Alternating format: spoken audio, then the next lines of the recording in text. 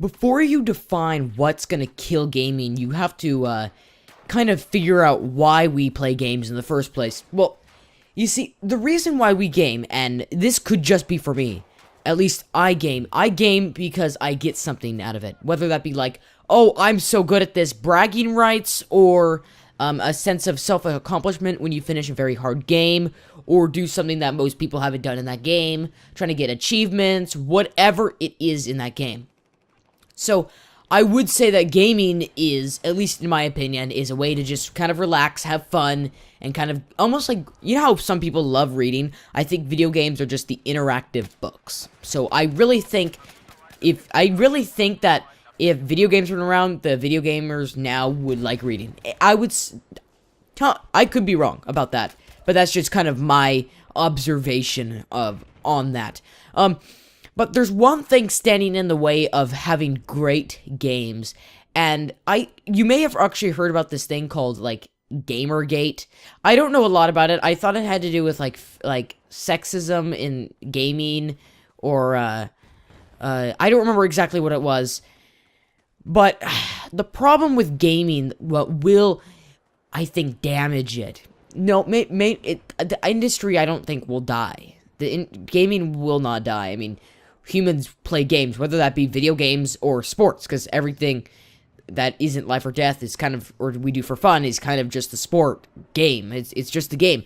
So I don't think gaming will die anytime soon. The problem that stands in the way between good games and just games in general is the companies. Now, one of the biggest reasons why I switched to PC gaming, you could be a console gamer, just remember, I played on consoles for a while, and I have a PS4 and a Wii U. One of the biggest reasons that I went to PC was because a lot of these communities of the games, like I play a game called Kerbal Space Program, it's a lot smaller community than some of like the games on PC or on console, like Call of Duty or whatever. But it's a very active community, and the developers listen, and I feel like, especially with a big PC, probably the biggest PC game developer or publisher is Valve. I feel like Valve, they really care. They're one of the only big companies, multi-billion-dollar companies, that really, really listens to what people say. I mean, they make quality games, and I just think if all the companies that made video games were like Valve, gaming would be fantastic. The only problem is that money is in the way, and I think you've probably heard, if you're watching this video, of EA and Ubisoft. Well, here's the thing. And Sony and Microsoft sort of all do this. Nintendo, not so much.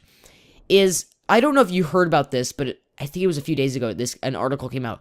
Sony and Microsoft have been asking developer or Ubisoft to cap their games at 30 frames per second. Now, I saw on Twitter, that's like having Usain Bolt. If you don't know who he is, he's the fastest man on Earth by actually quite a big margin. I mean, the margin is only just a few seconds, but still, or not even a few seconds, just a tiny bit, but he's still very, very fast. That's all you need to know. That's like having him, you know, like, trying to slow down so the other runners have a chance. No, you can't be doing that. You can't, just because your business is failing, you can't, I mean, there's nothing stopping you. You shouldn't go out and try to ruin other people's platforms or games because yours is failing. You failed at that, so you should take the consequences of it, not other people. But I think the biggest obstacle is EA, and I think Battlefield 4, their launch last year, was the biggest kind of like example of what a game publisher company, hold on one second, a game publisher company like EA can really do to a game. It wasn't DICE's fault, okay? They didn't have enough time to make these games, but it's these publishers that don't. And because, here's the thing, Valve is not a public company. You can't buy stock out of Valve. I'm almost positive you can't buy stock out of Valve. They have not gone public. They don't have an IPO. Okay? And I think because of that, they don't have to impress investors. Which I think, I mean, Valve is a very smaller company. It's a multi-billion-dollar company with, I believe it was like under 100 people working there. I could be wrong, but I think I remember under 100 people working there. And they don't have to impress investors. And I think that's one of the biggest things. It may not just be, if you went around like EA's headquarters and you talk to people, or probably even Comcast. I know we all hate those big companies. The only thing is, I don't think it's like the people on a people-to-people scale. It's just kind of what they have to do to impress those investors. And they've built on these game companies to impress investors. They've built on these models where DLC, and they need to make as much money as possible. Because it's not like Apple. EA is not an Apple. Apple, they're gonna get sales on their new products no matter what, even if it sucks. People are gonna buy it anyway. Apple has got them into that position. Well, with EA doesn't have, or is not in that position. People are gonna buy it with good games, but when people buy it, remember, let's say you buy a $60 game from EA, okay? $60, bam, that's it. There's nothing else after that. So, I think when you see the problem with usually when it comes to a business, investors want to see change.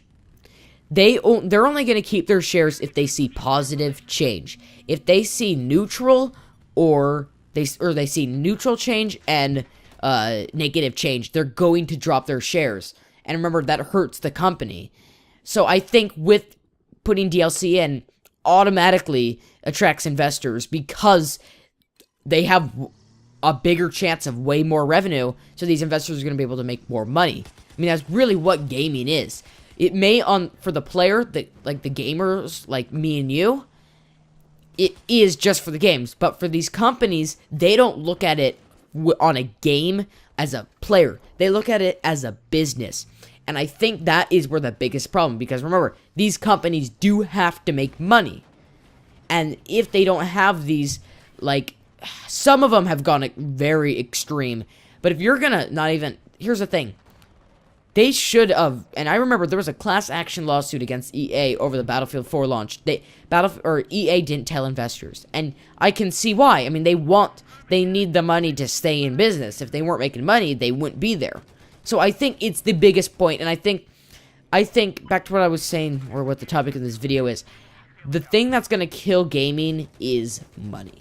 It really is money. It's money and investors. That's all it comes down to.